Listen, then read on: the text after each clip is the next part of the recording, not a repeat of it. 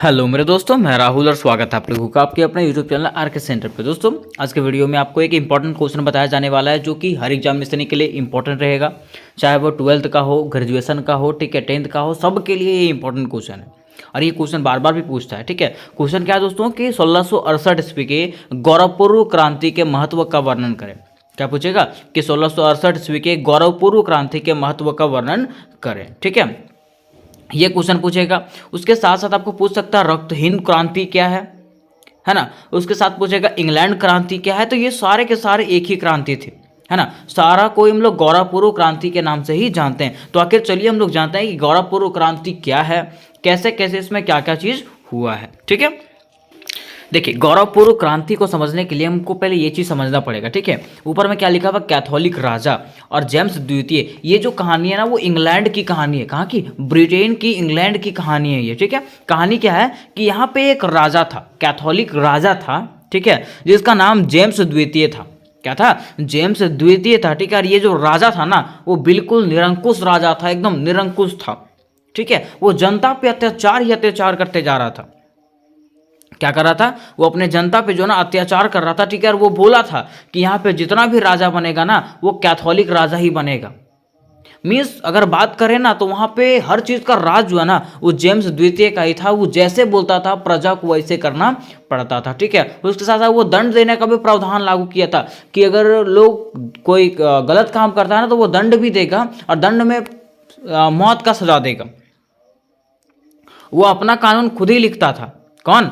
Catholic राजा James द्वितीय। और ये बोला था, जेम्स द्वितीय बोला था कि इंग्लैंड में जब भी राजा बनेगा तो कौन बनेगा? कैथोलिक ही बनेगा। कैथोलिक का मतलब समझे? जैसे मान लीजिए हमारा धर्म है, जाति में हम लोग बटे हुए हैं ना, तो वैसे यहाँ भी एक धर्म था ये कैथोलिक धर्म, या तो जाति की बात करें। ठीक है, तो उस प्रकार से वहाँ भी एक जाति था ये।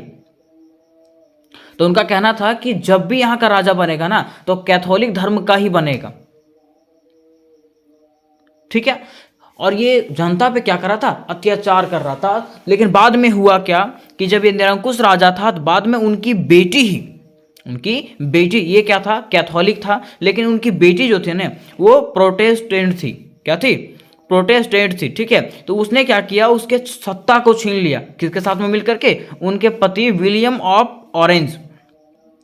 किनके साथ में? उनके अपने पति के साथ में मिल करके जो है ना विलियम ऑफ ऑरेंज के साथ मिल करके जो है जेम्स द्वितीय का सत्ता को छीन ली। ठीक है, और जब सत्ता को छीन ली तो सारा सत्ता इन दोनों के हाथों में आ गया, उनके बेटी और उनके दामाद के हाथों में आ गया। ठीक है, और जब सारी सत्ता इन लोगों के हाथों में आ गया ना तब इन लोगों ने वहाँ के लोगों के लिए हर कार्य करना चालू कर दिया। और यही क्रांति को जो ना, इसी के लिए जो है ना, यही क्रांति जो हुआ इसी को हम लोग गौरवपूर्व क्रांति के नाम से जानते हैं, रक्तहीन क्रांति के नाम से जानते हैं।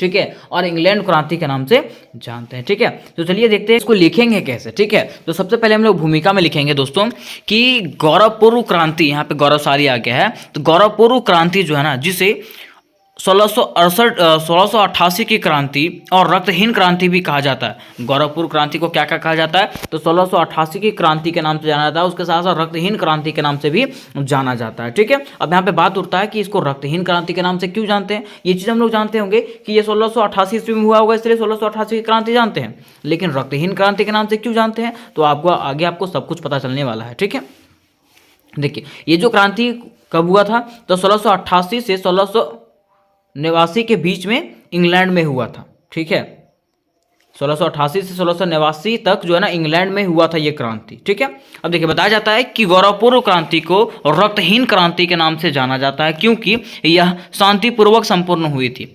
यह जो क्रांति है वो शांतिपूर्ण तरीके से हुआ था, इसमें कोई भी किसी तरह का रक्त बहा नहीं था, खून बहा नहीं था। इसलिए क्रांति को जो है ना गौरवपूर्ण क्रांति के नाम से और रक्तहीन क्रांति के नाम से जाना था। रक्तहीन मतलब इसमें रक्त ना बहा हो। ठीक है, वो क्रांति के नाम से जाना जाता है। इसमें क्या हुआ था कि इंग्लैंड का राजा बदला, इंग्लैंड की शासन व्यवस्था बदली, पर कहीं भी खून का एक कतरा भी ना गिरा। इसलिए जो है ना ये क्रांति को जो है रक्तहीन क्रांति के नाम से जाना जाता है। ठीक है, इसमें कैथोलिक राजा जेम्स द्वितीय को जो है ना उखाड़ फेंकना शामिल था। ये जो क्रांति शामिल था, ये क्रांति में क्या था तो यहाँ पे एक कैथोलिक राजा था जेम्स द्वितीय, उसको यहाँ से उखाड़ फेंकना शामिल था। इनकी जगह जो है, जिनकी जगह उनकी प्रोटेस्टेंट बेटी जो है मैरी और उनके डच पति जो है विलियम ऑफ ऑरेंज ने ले लिया था। उनका जगह किसने लिया था? तो उनकी बेटी ने ले लिया था और उनके डच पति विलियम ऑफ ऑरेंज ने उसका जगह ले लिया था। ठीक है, बताया जाता है कि क्रांति के उद्देश्य जटिल थे। अगर क्रांति की बात करें ये क्रांति का, तो क्रांति का उद्देश्य जो था ना वो बिल्कुल जटिल था और इसमें राजनीतिक और धार्मिक दोनों चिंताएं शामिल थी। अगर इसके बात करें तो इसमें जो है ना राजनीतिक और धार्मिक दोनों तरह का चिंताएं शामिल था। इस घटना ने अंततः क्या किया? इंग्लैंड पर शासन करने का तरीका को बदल दिया। ठीक है, और ये घटना ने क्या किया? अंततः इंग्लैंड पर शासन करने का तरीका को बदल दिया, क्योंकि जिसमें आपको शॉर्ट स्टोरी बता रहे थे उसमें आपको बताए थे कि यहाँ पे जेम्स द्वितीय क्या करता था? निरंकुश तरीके से शासन करता था, लोगों पे अत्याचार करता था। लेकिन जैसे ही उनकी बेटी और उनके दामाद ने उसके सत्ता को छीन लिया, उसके बाद यहाँ पे जो है ना स्वतंत्रता मिल गया लोगों को। ठीक है, लोग अपने अनुसार से यहाँ पे जीने लगे। ठीक है, और यहाँ पे संसद बना दिया गया और संसद के अनुसार से यहाँ पे सब कुछ चलने लगा। ठीक है, और लोग जो है ना इसको पसंद भी करने लगे। अब देखिए, अब यहाँ पे क्वेश्चन पूछा था कि गौरवपूर्ण क्रांति के महत्व, कि गौरवपूर्ण क्रांति का क्या क्या महत्व हुआ। ठीक है, तो ये क्रांति का महत्व क्या हुआ? ये क्रांति का महत्व हुआ कि इस क्रांति ने राजा के दैवीय अधिकारों को अमान्य कर दिया, कि राजा का जो अधिकार था, जो अपने अनुसार से वो अधिकार चलाता था, वो अधिकार को खत्म कर दिया। कि अपने अनुसार से आपको कानून नहीं बनाना, वो अपने अनुसार से कानून बनाता था, जो मन जैसे मन किया वैसे कानून बना दिया। जैसे मान लीजिए आपसे दुश्मनी है तो हम चाहेंगे कि आपको मार दें। ठीक है, तो उस प्रकार से भी वो कानून बना देता था। लेकिन क्या ये चीज़ सही है? नहीं है। ठीक है, तो वहाँ के जब उसके बेटी और दामाद वहाँ का शासन को संभाला तो वो हर चीज़ को वो क्या किया? ठीक है किया। फिर दूसरा में बताया गया कि राजा संसद की स्वीकृति के बिना कोई भी कर नहीं लगा सकता। और ये भी उसमें बताया गया कि कोई भी राजा हो, चाहे कोई भी हो, ठीक है, उस संसद के स्वीकृति के बिना, जब तक संसद जो उसमें एग्री नहीं करेगा तब तक राजा जो है कोई भी टैक्स नहीं लगा सकता किसी पे। ठीक है, फिर तीसरा पॉइंट में ये बताया गया कि इस क्रांति ने यह स्पष्ट कर दिया कि नागरिक स्वतंत्रता की रक्षा करना, कानून बनाना, कर लगाना संसद के अधिकारों के अंतर्गत है। और ये क्रांति ने यह स्पष्ट किया, ये क्रांति के कारण ये संभव हो पाया कि यहाँ पे पता चला कि नागरिक स्वतंत्रता का रक्षा करना, नागरिकों की आज़ादी का रक्षा करना, कानून बनाना और टैक्स लगाना जो है ना वो संसद के अधिकारों के अंतर्गत है। संसद जैसे बोलेगा वैसे यहाँ पे होगा। ऐसा नहीं कि राजा अपने मन से जो मन चाहा वो कर दिया। ऐसा होना चाहिए क्या? नहीं होना चाहिए। तो ये चीज़ वहाँ पे सुधर चुका था। कहाँ पे?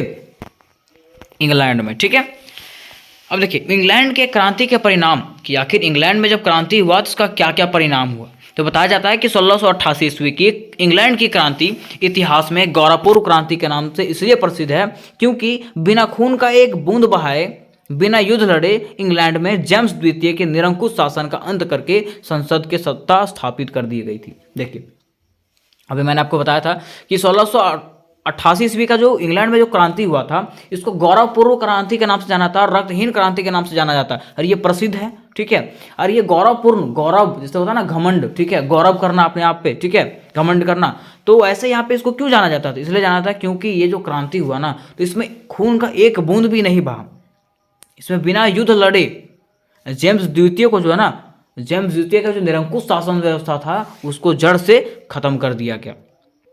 इसलिए इसको गौरवपूर्ण क्रांति और रक्तहीन क्रांति के नाम से जाना जाता है। ठीक है, तो बताया गया है कि इस क्रांति के विश्व इतिहास के बड़े दूरगामी एवं व्यापक परिणाम हुए। ये जो क्रांति हुआ उसका विश्व इतिहास पे जो है ना बहुत व्यापक परिणाम हुआ जो निम्नवत है। पहला क्या है? तो राजा के दैवीय अधिकारों का अंत। राजा के दैवीय अधिकारों का अंत। कहा जाता है कि क्रांति से पहले इंग्लैंड के अधिकांश सम्राट राजा के दैवीय अधिकारों के सिद्धांत में विश्वास करते थे। वह अपने को पृथ्वी का ईश्वर का प्रतिनिधित्व मानने के साथ साथ यह भी मानते थे कि राजा को अपनी स्वेच्छा से शासन करने का अधिकार था। लेकिन इस क्रांति ने यह स्पष्ट कर दिया कि राजा का पद जनता की इच्छा से निर्भर करता है, ना कि दैवीय अधिकारों पर। देखिए यहाँ पे क्या था कि राजा जो ना अपने अनुसार से शासन करता था, जैसा उसका मन करे वैसे शासन करता था। वो जो मन करे वो टैक्स लगा देता था, जो मन करे वो कानून लगा देता था। ठीक है, और वो जो ना अपने आप को ईश्वर के बराबर मानता था। वो राजा जो अपने आप को ईश्वर के बराबर मानता था और लोगों को जो है ना ये भी बोलता था कि जो मैं बोलूँगा वो आपको मानना है तो मानना है। ठीक है, लेकिन यहाँ पे जब ये क्रांति हुआ ना तो यहाँ पे क्रांति होने के बाद लोगों को पता चला, ठीक है, राजा को भी पता चला कि यहाँ के लोग जो है ना वो क्या है, स्वतंत्र रहेंगे। क्या रहेंगे? स्वतंत्र रहेंगे। और राजा जो है अपने मन मर्जी नहीं कर सकता है। ठीक है, तो वही यहाँ पे क्या हुआ, पहला परिणाम क्या हुआ कि राजा का जो अधिकार था उसका अंत हो गया। ठीक है, फिर दूसरे, संसद की सर्वोच्चता का स्थापना। यहाँ पे क्या हुआ, संसद का स्थापना हुआ। संसद के स्थापना के कहने का मतलब है कि देखिए राजा अपने अनुसार से कार्य करता था, तो यहाँ पे संसद बना दिया गया कि राजा जो अपने अनुसार से कोई कार्य नहीं करेगा। ठीक है, जो भी कार्य करना होगा संसद से वो पूछ लेगा। ठीक है, बताया गया कि इंग्लैंड में गौरवपूर्ण क्रांति की सफलता के पश्चात संसद की सर्वोच्चता स्थापित हो गई। इससे यह सिद्ध हो गया कि जनता के प्रतिनिधि संसद की शक्ति अधिक है और राजा को संसद की इच्छा के अनुसार से शासन करना चाहिए। देखिए इसमें क्या हुआ, ये जो क्रांति सफल हुआ उसमें बताया गया कि राजा को जो है ना अब संसद के अनुसार से कार्य करना होगा। राजा को संसद के अनुसार से नहीं, राजा को जो है मीन्स कहने का मतलब यह था कि संसद को राजा के अनुसार से कार्य नहीं करना पड़ेगा। ठीक है, राजा को जो है संसद के अनुसार से कार्य करना पड़ेगा। ठीक है, जैसे जैसे संसद कहेगा वैसा वैसा राजा को कार्य करना पड़ेगा। ठीक है, अब देखिए यहाँ पे क्या हुआ कि राजा और संसद के संघर्ष का अंत। बताया जाता है कि गौरवपूर्ण क्रांति के पश्चात राजा और संसद के संघर्ष का अंत हो गया, जिसमें इंग्लैंड के आर्थिक विकास की गति में तेजी आ गई। ठीक है, अब यहाँ पे क्या था, देखिए राजा था। ठीक है, तो राजा अपने अनुसार से कार्य करता था और अपना वृद्धि करता था बस। ठीक है, अपना विकास करता था, वो देश का विकास करता नहीं था। ठीक है, और जब यहाँ पे संसद बन गया तो संसद का मतलब क्या है, पूरे देश का विकास का मतलब हर चीज के बारे में सोचना, पूरे देश के बारे में सोचना। ठीक है, तो अब क्या होने लगा, वहां पे आर्थिक विकास की गति में तेजी आ गई। ठीक है, फिर देखिए चौथा यहाँ पे क्या हुआ, चौथा इसका परिणाम हुआ कि राजा की निरंकुशता पर प्रतिबंध। राजा क्या करता था, निरंकुश शासन करता था, जैसे मन करे वैसे जनता पे अत्याचार करता था वो। ठीक है, जो मन करे वो टैक्स लगा देता था। लेकिन ये क्रांति के बाद जो है ना वो सारा कुछ वहां से हट गया था। बताया जाता है कि संसद ने 1689 में बिल ऑफ राइट्स पारित करके राजा की निरंकुशता पर अंकुश लगा दिया। निरंकुशता समाप्त होने पर स्वतंत्रता समानता के आदर्शों की स्थापना किया गया। इस बिल के द्वारा निश्चित कर दिया गया कि इंग्लैंड में प्रोटेस्टेंट धर्म के अनुयायी ही राजा बन सकेगा। ठीक है, अब देखिए यहाँ पे क्या हुआ कि पहले वो बोला था कि जो मेरा धर्म है वही धर्म का यहाँ पे राजा बनेगा, लेकिन ये क्रांति होने के बाद जो है ना ये यहाँ पे फिक्स कर दिया गया कि प्रोटेस्टेंट धर्म का जो अनुयायी रहेगा ना वही यहाँ का राजा बनेगा। ठीक है, और उसके साथ साथ वहाँ उसका राजा का जो निरंकुशता है ना उस पर वो लोग प्रतिबंध लगा दिए कि राजा जो है अब निरंकुश हो सकता नहीं है, वो संसद के अनुसार से कार्य करेगा। फिर देखिए पांचवा जो परिणाम निकला, स्वतंत्र न्यायपालिका की स्थापना। यहाँ पे क्या हुआ, स्वतंत्र न्यायपालिका की स्थापना हुआ। कहा जाता है कि इंग्लैंड में क्रांति की सफलता के पश्चात न्यायपालिका की स्थापना हुआ। इंग्लैंड में क्या हुआ, क्रांति का जो सफल हो गया क्रांति, ठीक है, उसके बाद क्या हुआ, यहाँ पे न्यायपालिका की स्थापना हुआ। और अब जो है ना न्यायाधीश स्वतंत्र हो गए, क्योंकि न्यायाधीशों पर राजा का कोई नियंत्रण नहीं रहा था। ठीक है, पहले क्या था, जैसे मान लीजिए न्यायालय है, क्या है, न्यायालय है, तो वहां भी जैसे जैसे राजा बोलता था वैसे वैसे वो कार्य करता था, है ना। लेकिन अब जो है ना न्यायाधीश जो है ना वो स्वतंत्र हो चुके थे, वो अपने अनुसार से कार्य कर सकते थे।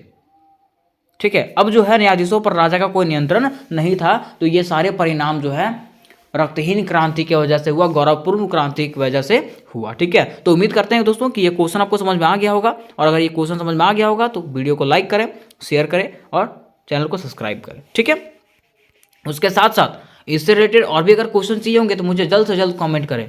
ठीक है, और अगर इसका पीडीएफ चाहिए होगा तो डिस्क्रिप्शन बॉक्स में जो है टेलीग्राम का लिंक दिया होगा, वहाँ पे आप टेलीग्राम ग्रुप में जुड़ जाइए, वहाँ पे आपको लिंक मिल जाएगा। ठीक है, तो मिलता है नेक्स्ट वीडियो में, तब तक के लिए जय हिंद जय भारत।